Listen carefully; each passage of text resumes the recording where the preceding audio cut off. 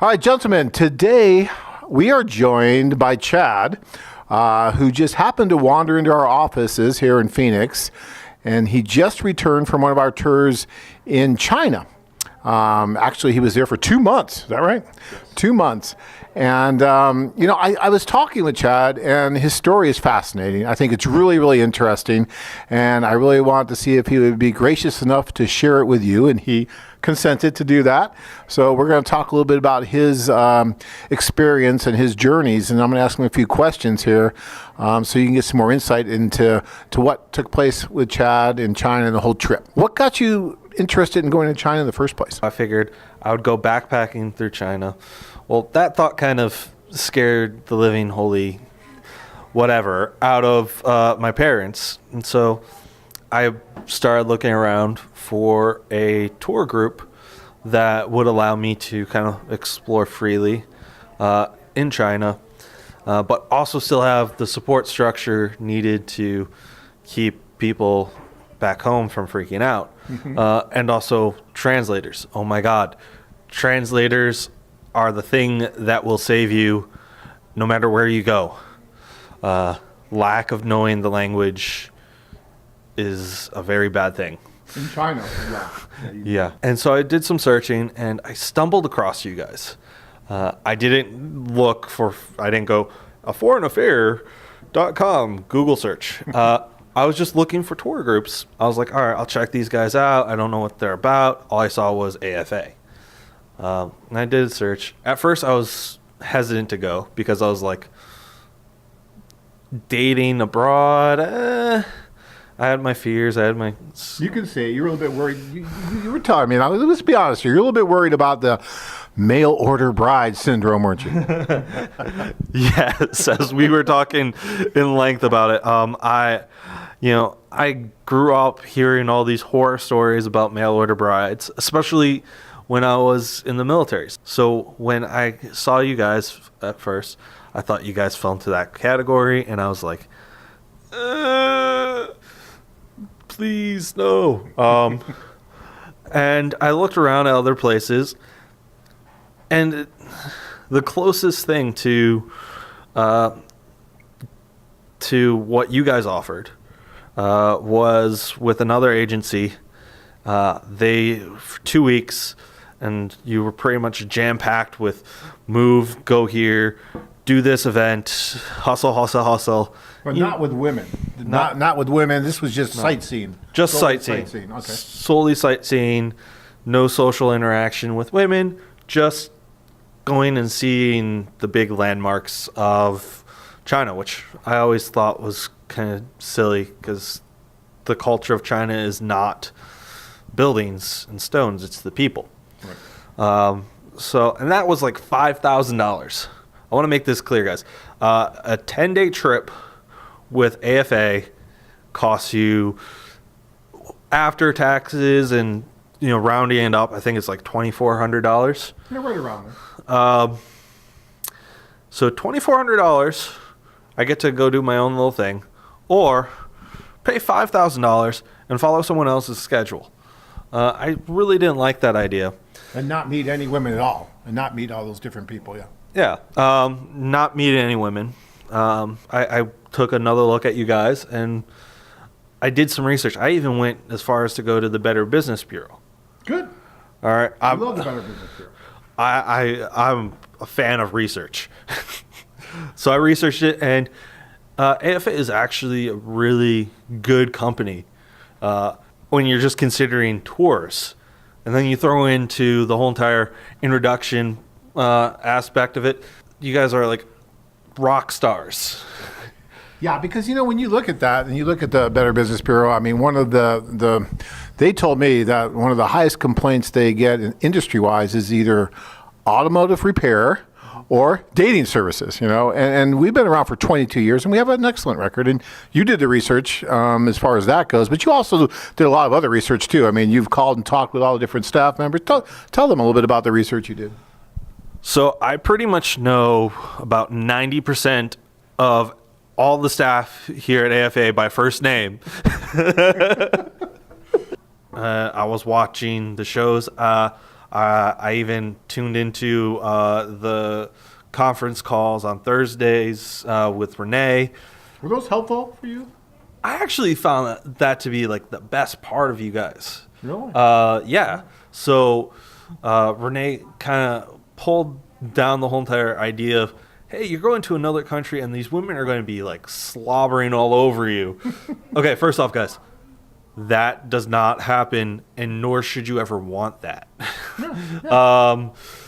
But she was like, if you're looking for a real person to actually spend your life with, seriously, this is how you do it. And she goes through it completely. And the Greg show and the other, Bud shows. Yeah, Greg's the reason why I'm actually in Phoenix today. Great guy. Great help if you have any questions about, the real world aspects of finding a wife and bringing her home. He's going through all that stuff. No. He's not paying me. Okay. They're not paying me. I actually picked up the bill for lunch today. We get that a lot. All these testimonials are paid. I've never paid anyone in 22 years to give us a testimonial. I don't have to. I mean, our service speaks for itself. So you were just in China for 2 months, okay? But you really went more just to experience China and not even with the idea of meeting women so much in mind, yet that was like a byproduct for you of the tour. But did you see the possibilities while you were there? If you want to find love that is something that you're willing to go to the end of the earth for, to do whatever they ask you, then why not travel halfway around the world for the possibility of love? People in America do crazy, crazy things to try to find a girlfriend or a boyfriend in America.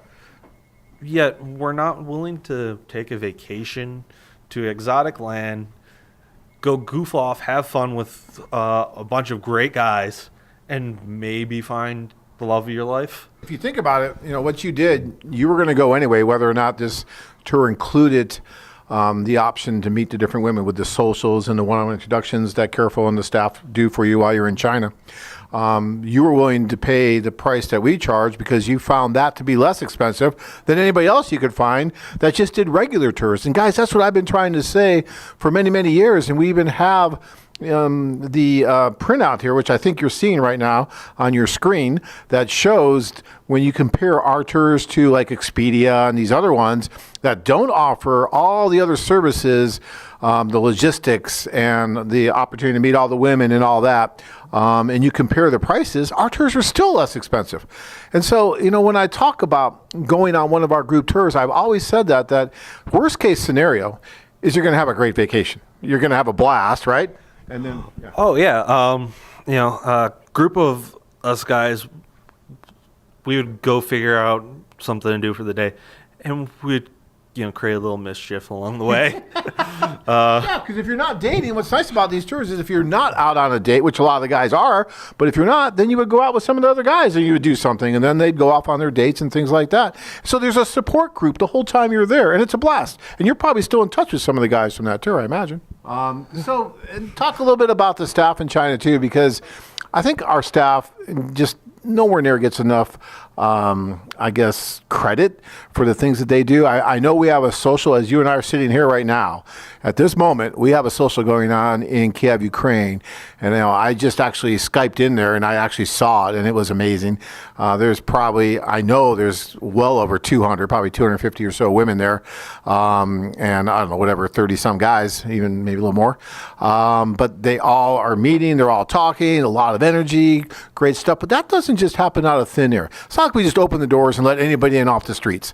It's not like that at all. The staff does a lot of work to make these events happen and make them nice. They register all the women coming in. They're screening those women when they get there. They're making sure that who's there is supposed to be there, both men and women. And so they do a great job of that. And that takes a long time to put all that together. You don't just walk into these things. It's not like a nightclub where just everybody happens to magically appear. That's not what a foreign affair tour is all about. And so, the staff that you got to meet, Amy and Careful and all of those, just talk a little bit about what they do for the guys while they're there. I met all of them at the office. And, that's Amy, Yo-Yo, Christina, Careful. And they were nonstop on the phone, on the computer, emailing all these women to make sure they got as many women to the social as they could. And not just numbers, but decent women, not that crazy lady with 1,000 cats. Because, that's a really important point that you bring up, Chad, because, the staff there, they know the women. Careful, Amy, all those women, they know these women. And so when they're inviting the women, they know who they're inviting. They know who's coming as far as the guys. And they're trying to make sure that it's matching, the demographics of the group. And, that they're not inviting someone that there may be a problem with. And just like we do sometimes with the men, there's men that we haven't let on the tours because of issues.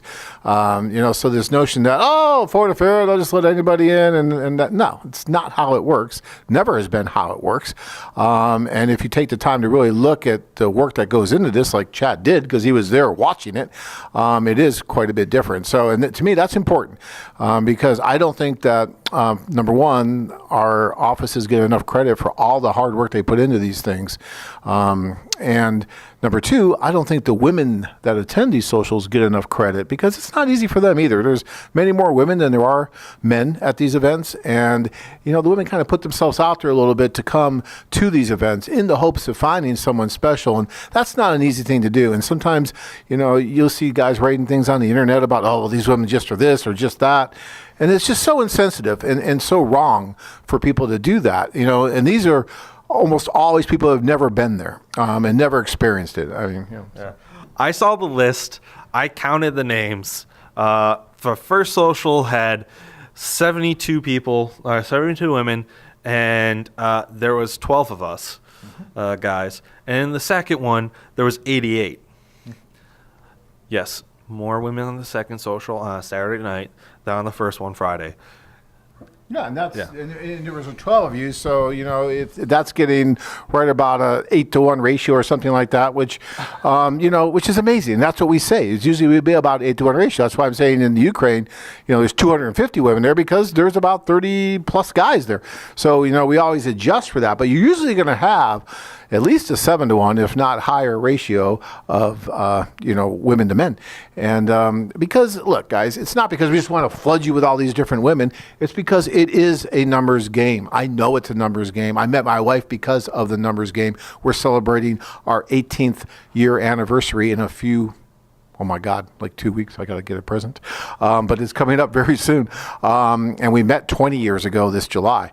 And the only reason, and I tell you, the only reason we met was because of that social in St. Petersburg. And it was a numbers game. There was about 130 women or so there. And we had about, 12, 15 guys, something at that time. And she was there at a table with 5 other wonderful, beautiful women who, by the way, all met and married their husbands via a foreign affair as well, because she still keeps in touch with them. So, to me, it is about putting yourself out there, putting yourself in a situation to be successful. And that's what we do. Now, whether or not you are ultimately successful is going to be entirely up to you. You're going to have the ability to do with or not do with the resources that are put in front of you. And there's only so much that anybody can do when it comes to that. But what I will tell you is for 22 years, we have been putting those resources in your hands and giving you the opportunity to be successful and putting yourself out there, because it's not going to happen by writing letters. It's not going to happen by doing chat, right? It's just not. I mean, we know that. And we know that a large percentage of you guys are never going to get on that plane and go over. And that's sad because Chad, he went over. He had a blast. He's still alive, right? You survived all this stuff. And you stayed for 2 months. Why did you stay so long? What was the deal? Well, so like I said in the beginning, I didn't pick AFA because I wanted to meet the girl of my dreams. I went there and I picked AFA because I wanted to explore China. And Shenzhen is a massive city. I think it's like 3 times the size of San Francisco. And when you look at how long it's been there, it's only been there for 30 years, which is crazy. Try to find a city that size anywhere else in the world, and you're probably not going to find it. It was a fishing village 30 years ago. Yeah, 30 years ago it was a fishing village, nothing more. And I spent all that time trying to just explore all of it and understand the culture better. Okay, so let me ask you: would you ever go on another? Even though maybe you said that you're not really quite ready yet, probably to get married, to settle down, but you really want to go and experience this. And guys, there's nothing wrong with that. Okay, this isn't a sex tour, so if that's what you're looking for, then yeah, you probably would be disappointed because that's not what this is about. But if you're going over to meet some wonderful people, make some great friendships, and have a wonderful vacation. A foreign affair is a great place to go, and you never know what may happen because you're going to meet some wonderful women, and those are the guys that usually do end up getting married. So you don't have to sign a contract saying yes, I am going to get married if I go on this tour, but it just puts you in that, it opens your eyes to the opportunity that's out there if nothing else when you go on one of these things. I had a gentleman, and I've told this story before, that came into the office who asked me when we were going to add a new destination. And it turns out that he'd been to every one of our destinations. And I said, my God, are you that picky? And he said, well, yeah, I do want to ultimately get married and I'm looking for someone, but I think that this is an amazing travel value because when I compare it like you did to other like Expedias and other companies that just do travel, it's almost twice the price to go with them than it is to go with you guys. And yet you get so much more with you guys. I get to meet the women. They take me to local places. I get to meet your staff. They're very much more helpful than they would have been on the more expensive tours. They're with me all the time. It's just such a fun time. So why wouldn't I go if I'm going to travel and I love to travel? Why would I take advantage of it? Yes, sooner or later I do want to get married, but this is just a great opportunity. And that's what you were looking for. Yeah. Yeah. The equivalent city tour that TripAdvisor was offering was for $278 for 4 hours, guys. 4 hours, $278. Absolutely. Go on to TripAdvisor, take a look at it. And I did that. I went to 2 socials. I had a hotel room for 10 days. Actually, I think it was 11 or 12 because I got there early. Bit, yeah. Yeah. And I paid $2,400.